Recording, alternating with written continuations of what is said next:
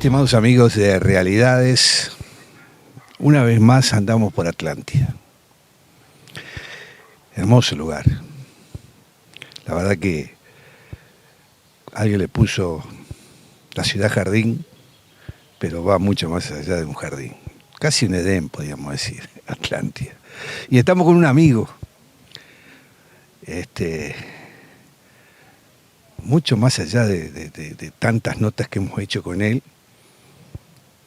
Cuando nos ponemos a conversar de la vida, tenemos una coincidencia en muchos temas. Bueno, ustedes ya lo conocen porque a través de los distintos programas de nuestra radio y de nuestro canal de YouTube y nuestro canal streaming Salinas TV, hemos estado charlando muchas veces con Daniel Servini. Y hoy estamos nuevamente con un sol que apareció, parece, para que tuviéramos una buena iluminación. ¿Qué tal, Daniel? Un gusto, Mario, un gusto a la audiencia del programa Realidades. Sí, parece que hubiera sido... Las cosas que se hacen en armonía es razonable que salgan bien. Y nuestro vínculo y el vínculo con tu audiencia está en armonía y estaba nublado. Y en este momento las imágenes deben de tener una luminosidad excelente porque tenemos el sol de frente, así que esperemos que salga bien este trabajo. Cómo no. Muchas veces hemos hecho, en ya más de 50 años de periodismo, notas con mucha gente en lo político, en lo cultural, deportivo, social, vecinal. Y siempre nos gustó hablar con las personas, es cuando nos gusta más, de que no solamente teorizan, elaboran teorías, proyectos, sino cosas concretas, realidades que se concretan. Por eso nuestro programa en este ciclo nuevo es de realidades, mucho más allá de las propuestas, realidades concretas. Y con Daniel encontramos siempre un trabajador. A esta altura de la vida, Daniel, y también a mí podrías caber la generalidad de la ley, uno tendría que estar, bueno, con los nietos, con la familia y disfrutando de los años que se van acercando a nuestro viaje eterno. Sin embargo, Daniel es un hombre muy inquieto, pero muy inquieto y muy luchador y muy trabajador y un comprometido con Atlántida y la región. Y eso es lo que nos gusta y por eso cada vez que charlamos da para una hora, a veces lo pasamos. Y estábamos charlando con Daniel y nos estaba contando algo que nos pareció maravilloso, no lo teníamos previsto, a veces uno se hace una composición de ideas para un reportaje, pero él me estaba comentando de que ha estado viajando por todo el Uruguay y que ha estado precisamente presentando Atlántida a través de la Liga de Fomento. Y ha recorrido lugares increíbles que a veces muchos de nosotros no los conocemos. Entonces me gustaría que nos comentara algo de eso y con la perspectiva esa de que no solamente era para viajar para disfrutar, sino también en una tarea de comunicación y difusión. Mencionaste varios conceptos al mismo tiempo, entonces yo creo que en la etapa de la vida en que estamos, trabajador, yo me autodefino como un laburante. Si bien uno ha tenido distintos roles en su vida, la sintetizo como laburante. Pero somos padres y abuelos, y lo mencionaste, nuestros nietos, y seguramente tú también. Esos dos roles son los dos roles de la vida que más me gusta disfrutar. Y realmente estoy en una etapa de la vida en que disfruto el de padre y el de abuelo. También está el empresario, que bueno, hoy son 1.200 laburantes, colaboradores, pero uno se las ingenia para formar equipo y realmente el equipo se encarga de de hacérmela fácil a mí. Con respecto a la Liga de Fomento, la Liga de Fomento es una institución que nunca en mi vida había pensado ser presidente de la Liga de Fomento. Cuando se me ofrece, digo, bueno, es una oportunidad de darle a la ciudad que nos recibió hace 25 años a la familia, devolverle cosas. La Liga de Fomento es una institución que va casi con la creación de la zona. Nuestra zona es una zona de 100 años. 100 años en el tiempo es muy poco para una ciudad, para una zona. Si uno piensa en los procesos fundacionales que lleva cualquier aglomeración de seres humanos, 100 años es muy poco. Y en esos 100 años, 75 tienen la Liga de Fomento. Y si uno lee los 11 libros de actas que por suerte están, la traída de la policía, la creación de la Junta Local, hoy municipio, la traída del Banco República, esos viejos hicieron de todo, incluido construir un country. Y bueno, y qué somos los que vivimos hoy en este tiempo. Somos los herederos de esos viejos que trabajaron. Alguien construyó un águila, le voy a decir en forma simbólica. Alguien construyó una iglesia que hoy es patrimonio de la humanidad. Alguien construyó un edificio en forma de barco. En Salinas alguien construyó un arco. Y los que hoy vivimos somos herederos de todo eso y somos los constructores de águilas de esta época. Por lo menos yo lo tomo así. Desde la humildad, no desde la... Porque seguramente esa gente cometió errores y tuvo grandes virtudes y seguramente tuvo detractores, porque la gente se resiste a los cambios. Y bueno, estamos transitando ese camino. Con respecto al llevar a la Liga Fomento a otros ámbitos, esta zona es una zona privilegiada, que no entiendo por qué se ha deteriorado, porque la naturaleza es muy generosa con todos nosotros. La costa que tenemos es maravillosa, pero a 2 kilómetros de la costa, la zona rural es maravillosa. Nosotros no soportamos grandes, no tenemos huracanes o cosas por el estilo, pero tampoco tenemos inundaciones. Nosotros no tenemos catástrofes de ningún tipo, no lo tiene Uruguay, pero dentro de Uruguay algunas cosas suceden y nosotros no las tenemos. Entonces, somos privilegiados dentro de los privilegiados. Pero no alcanza con... es egoísta solo disfrutar eso de la naturaleza sin aportarle valor a lo que recibimos. Y creo que hay que aportarle valor y hay mucho para hacer.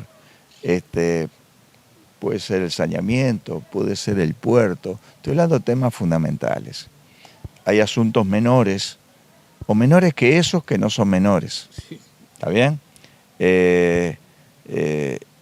Nuestras casas están todas sucias de tierra porque tenemos calles de tierra o de pedregullo.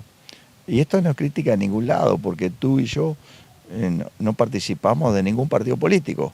O sea que por las dudas no estamos hablando de política.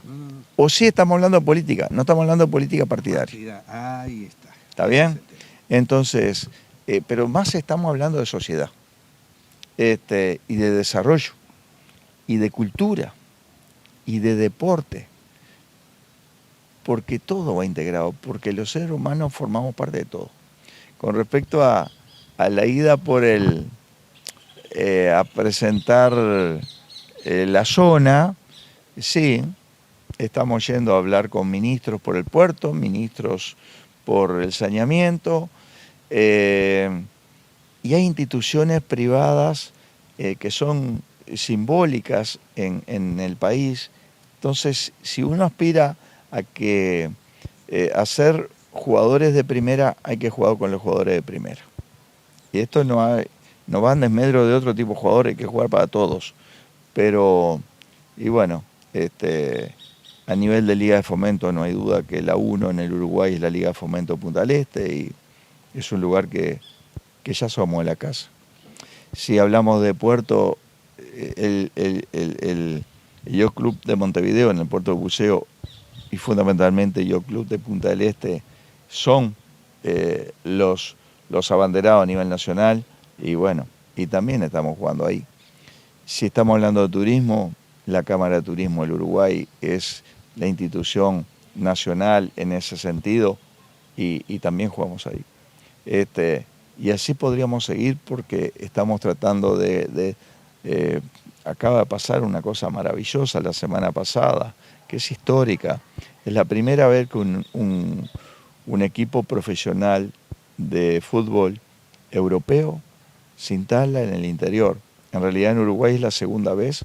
Hay una institución en Montevideo, el Montevideo City Torquay, que juega en el fútbol profesional, que es una filial del Manchester City de inglés, donde enseñan a jugar al fútbol. Bueno, nosotros conseguimos uno de nuestros concesionarios, la Costa Fútbol, que tiene las canchas que es de un nivel profesional, es fantástico. Trajeron al Celta de Vigo de España y se vivió una semana maravillosa con clínicas, con escuelas de fútbol, escuelas de entrenadores. Era un placer ver eso. Y tú también te estás refiriendo a la recorrida personal por el Uruguay, supongo también. Exacto. Que veníamos hablando.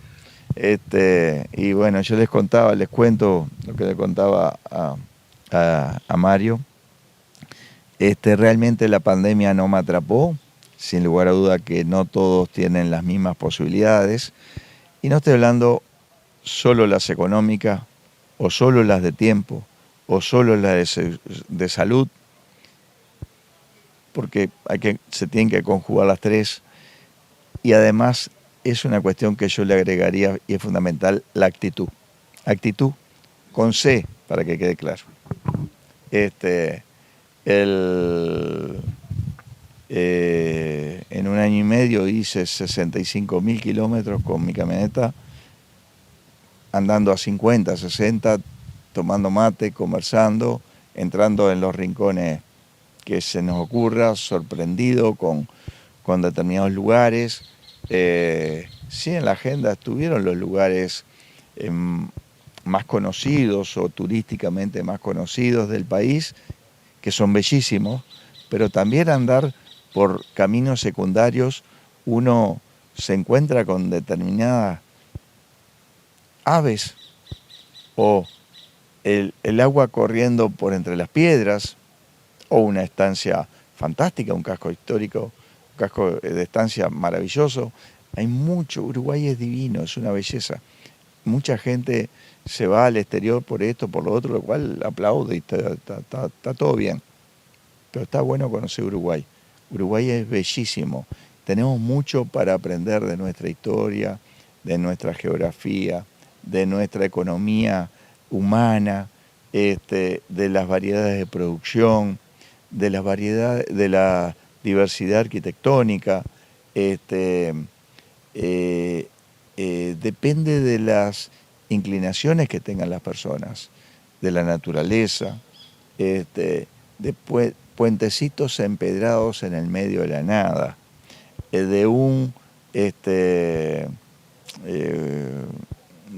por suerte los padres de mi nieto mayor me lo prestan y he viajado 2, 3 días con él solo y hoy tiene 4 años, ayer fue el cumpleaños de 4 años, cuando tenía 2 años y medio me lo prestaban y hemos andado a campo y un día andaba por una ruta, camino de Pedregullo y me encuentro que se veía que era algo indígena y paré y era algo que tenía que ver con los charrúas y bueno, y ahí estuvimos con el nieto y tenemos fotos. Entonces, a los que ven esto les recomiendo, hagan lo que quieran. Les cuento que Uruguay es divino. Y otra cosa, en la pandemia está vacío Uruguay. Entonces, y los hoteles y la comida en el interior salen más barato, muchísimo más barato. Andar por el interior de Uruguay cuesta la mitad que estar en nuestra ciudad. Estamos hablando de turismo. Vamos a hacer una pequeña pausa, Daniel, y vamos a hablar un poquito de turismo, que es un tema muy importante para esta zona y al cual tú estás muy vinculado. En instantes continuamos viendo estas realidades.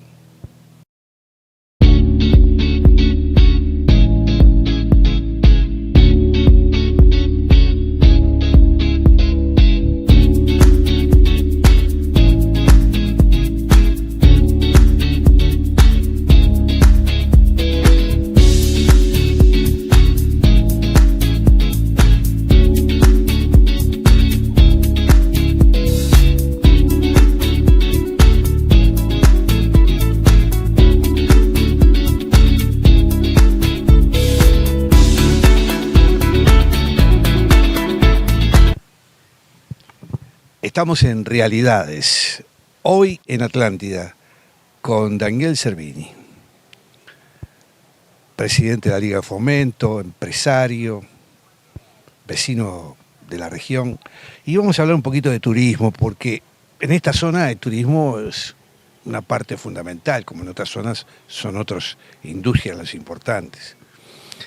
Yo estuve hoy escuchando distintas visiones sobre el turismo en estos momentos en nuestro país. Hay gente que está muy preocupada por la situación. Por ejemplo, en otros lugares dice que nunca habían tenido un turismo como este año.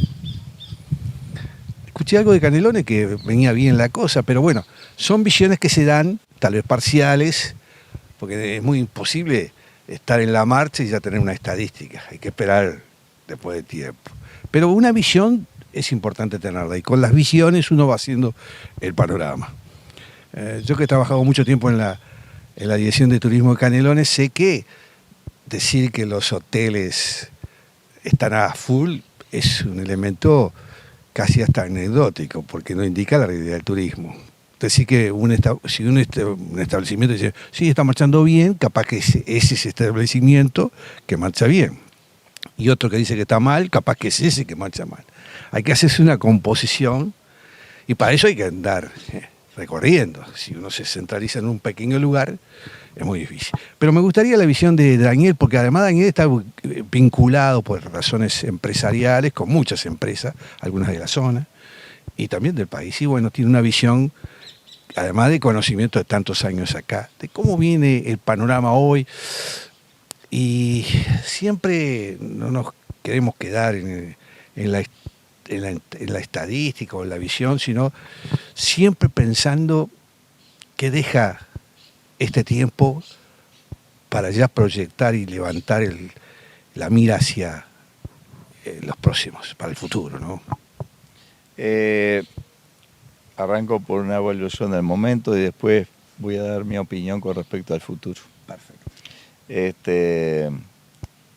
Para arrancar en la evaluación del momento, voy a decir que nuestra zona históricamente ha sido turística.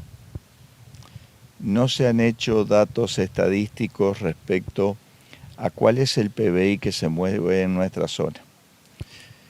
Pero me animaría a afirmar que el turismo en el PBI que se mueve en nuestra zona no debe pasar más del 15 o 20%. Por lo tanto, en nuestra zona el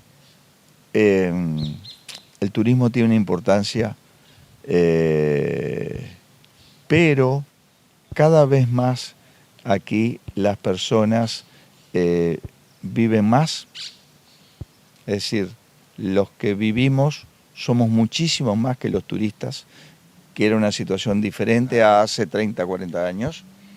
Que los que vivimos desarrollamos actividades económicas de diversa índole que no tienen vinculación con el turismo. algunas pueden tener vinculación indirecta, pero la mayoría no la tienen directa por lo menos. Por lo cual, acá estoy dejando una reflexión. Si nuestra zona realmente hoy es turística o no lo es. Yo tengo una posición que ya no lo es. ¿Tá? O sea, no lo es con la importancia que tuvo. Nuestra cercanía como Montevideo y nuestra belleza del lugar hace que nos invite a vivir acá. Y este lugar ya es un lugar más de vivir que de visitar. Se nota claramente, los sábados de tarde y los domingos de tarde, nuestra zona se invade con gente que vive cerca y que se va. No se queda a dormir, porque es muy fácil llegar de Pando, de San Jacinto, de Sauce, de Canelones, de Montevideo, e irse. Entonces, acá tenemos una disyuntiva en la zona. ¿Qué tipo de turismo queremos? ¿Qué tipo de visitantes queremos? Porque de esa definición van a tener que salir qué medidas se toman, pero tienen que ver con infraestructura, tienen que ver con servicios, tienen que ver con actividades. Realmente, seamos honestos, todo lo que estamos viendo, yo no encuentro que hayamos hecho el trabajo intelectual de responder las preguntas que acabo de decir. ¿Está bien? Y no es porque creo que muchos la tenemos vista esas preguntas y no se ha trabajado para respondernosla entre nosotros. ¿Está bien? Entonces, es muy difícil adoptar políticas sobre algo que no se tiene el objetivo claro. Esa es la primera del presente. La segunda del presente es esta temporada, que tú muy bien lo tocabas, Mario. Para nuestra zona, creo que hasta cabe la palabra sorpresa. Sorpresa en positivo. En nuestros restaurantes y nuestros hoteles trabajaron mucho más de lo que tenían expectativa. Y ahí tuvo que ver la cercanía que tenemos con los centros de poblados que nos rodean, con nuestra ubicación. La oferta gastronómica que hay en nuestra zona, en nuestra región, y no estoy hablando solo de Atlántida, es mucho mayor que hace 5 o 6 años. Y todos trabajaron. Nuestra oferta hotelera, en términos relativos, pequeña, y también trabajar. Y hay que tener en cuenta otro condimento, otro factor. Los precios que cobran nuestros restaurantes y nuestros hoteles en términos relativos es el más caro del Uruguay. Entonces, estamos trabajando cobrando más caro. Por lo tanto, nos está yendo bien. Es fácil de concluir eso. Nuestro turismo es básicamente de playa, porque tenemos en la zona rural bodegas, aras de caballo, tenemos también otro tipo de turismo que no ha llegado a la dimensión del desarrollo que tienen las capacidades para desarrollarse. Descarto que sí lo va a suceder, porque hay un jugador que manda, que se llama mercado.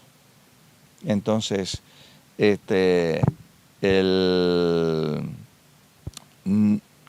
nuestro turismo hoy es de playa, y la playa necesita el sol. Y desde mediados de diciembre hasta principios de febrero, el sol estuvo presente permanentemente. Entonces, en ese lapso de tiempo, nuestros operadores turísticos trabajaron bien. Después el señor Clima, que manda en esto y tiene mucho que ver en esto,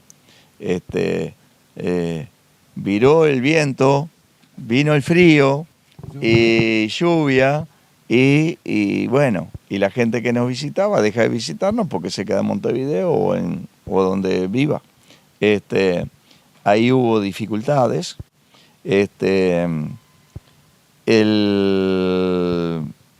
En todos los lugares, en Rocha, en Maldonado, están teniendo turismo de fines de semana. En Colonia ni eso están teniendo.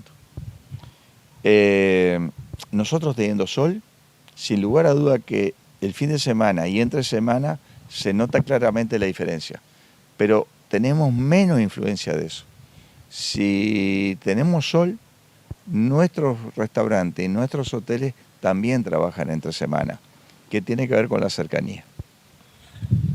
Realmente uno sabe que el turismo es de fin de semana, que esto ya se transformó en una gran ciudad, como lo sucedió a Salinas, un crecimiento poblacional importante, pero muchas ciudades no tienen bellezas como la que tiene, por ejemplo, Atlántida. Entonces, claro, de otras ciudades aledañas, pasar un fin de semana en Atlántida es, además con la comunicación que hay hoy en materia de rutas y de el parque automotor muy bueno, sí. Es un empujoncito y está acá, ¿no? Y ahora, tú hablabas bien del desarrollo de mucho más allá de lo que es playa y mar, sol, es decir, todo un aspecto que tiene que ver con zonas también rurales que hay en Atlántida o con otras propuestas, y donde se ha intentado, se ha querido trabajar, hubo gente emprendedora, pero creo que hay que por ahí insistir, ¿no? Porque eso crea también lo que es una fuente de trabajo muy importante. Yo recuerdo hace muchos años cuando estaba el ministro Villar, que nosotros habíamos formado una asociación de periodistas de turismo, y él nos sacaba todos los fines de semana un ómnibus a recorrer el Uruguay. Y una vez fuimos a Colonia, era una estancia turística del hermano del ministro Raffo, que hizo, era un tambo turístico en realidad, hizo todo un emprendimiento turístico alrededor de ese tambo, y nos llevaron allí y nos recibieron espectacularmente, y como fueron la mayoría de los medios fuimos, y después se difundió eso, y empezó a venir excursiones inclusive hasta de Argentina. No me acuerdo cómo era el paraje, tenía que ver, uno pensaba que era La Valleja y no, era Colonia. Y resulta que creció tanto la cuestión que el ministerio tuvo que poner una escuela para formar mozos y atención turística en ese lugar. Y ya el tambo se fue desarrollando de una forma tremenda que los otros establecimientos aledaños hicieron lo mismo. Y era una zona de tambos, y creció el turismo. Así que ahí confluyeron un Ministerio de Turismo que empujó, los medios de comunicación que comunicaron, y la creatividad de los propietarios, que de un tambo hicieron un tambo turístico. Me acuerdo que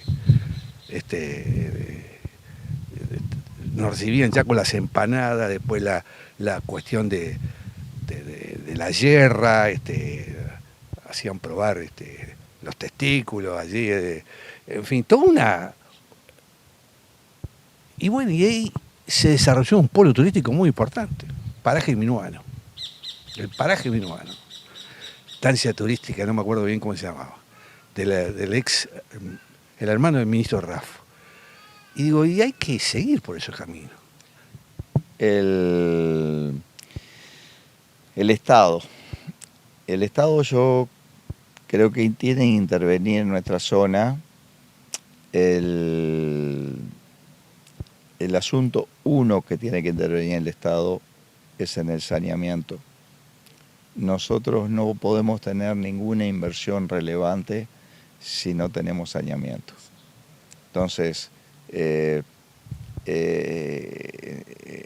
nuestra región, yo ni siquiera estoy hablando de Atlántida, En nuestra región, en nuestra Costa de Oro, creo que tenemos 1 o 2 hoteles categoría 3 estrellas. Los demás son 2 y menos. Entonces no vamos a tener una inversión por lo menos de 4 estrellas, ni que hablar de 5, si no tenemos saneamiento. Y me estoy quedando con esto porque estamos hablando de turismo, pero aplica a otros rubros de la actividad. El puerto es una generación de trabajo tremenda, pero aparte trae un público de muy buena capacidad económica. Y otra cosa, la intelectualidad en la historia de la humanidad entró por los puertos. Entonces, si vienen conocimientos, si vienen cultura, si viene intelectualidad de otras personas que conversan con nosotros, vamos a ser mejores. Por lo tanto, el Estado tiene que hacer el puerto, no un privado, porque en realidad todos los departamentos del país que tienen costa tienen puertos deportivos y todos los hizo el Estado. ¿A razón de qué? ¿Qué somos los canarios, los giles de este país? ¿Por qué no tenemos puertos? Yo tengo la convicción de que es porque los canarios no presionamos. Sí. O sea que también hay mucho para hacer de parte nuestra. Nadie nos va a regalar nada. Para los trompos económicos, para la torta, hay muchos nenes. Pero me voy a poner egoísta. ¿Por qué no yo? ¿Por qué no mi zona? ¿Está bien? Y esa creo que es la postura que deberíamos adoptar. Me quedo dentro del turismo y del Estado. Hay un tercer factor del Estado que es ineludible, que es regular la convivencia entre nosotros. Si alguien no cumple las reglas, ahí tiene que aparecer el Estado. Si alguien no tiene una generación de trabajo más grande o más pequeña, tiene que aparecer el Ministerio de Trabajo, tiene que aparecer el BPS, tiene que aparecer DGI, porque eso nos pone reglas de juego claras. Y yo me quedaría con el Estado con esas 3 cosas. Si quieren, la cuarta, hacer las calles nuevas. ¿Está bien? Las 3 primeras, las 2 primeras son del Estado Nacional, del Gobierno Nacional. La de las reglas de juego es más del Gobierno Nacional y hay cosas del departamental. El de las calles es departamental. ¿Está? Del Estado necesitamos eso. No necesitamos nada más. El resto, que nos aseguren, o sea, si alguien tiene su casa en un terreno que es de él, que tiene la documentación probatoria, entonces, que disfruten la vida. Ahora, si alguien no vive en un lugar que le corresponda, el Estado tiene que actuar. ¿Ah? Entonces, y esto está pasando mucho en nuestra zona. El Estado puede participar en la educación, porque Uruguay es un país donde históricamente las personas fuimos a primaria pública, secundaria pública, universidad pública. Yo soy un hijo de la educación pública en todos los niveles y así es permanente. Y en este país se tiene esa oportunidad y tenemos que velar. Si hay alguno que no llegue a tener esa oportunidad, ahí tiene que aparecer el Estado. Pero no son muchos, estoy seguro que no son muchos. También tenemos que generar cultura del trabajo y del estudio. Ahí jugamos todos, no es para el Estado, es para todos. Después el resto de las actividades económicas son de los privados. La riqueza de un país la generan los privados, no el Estado.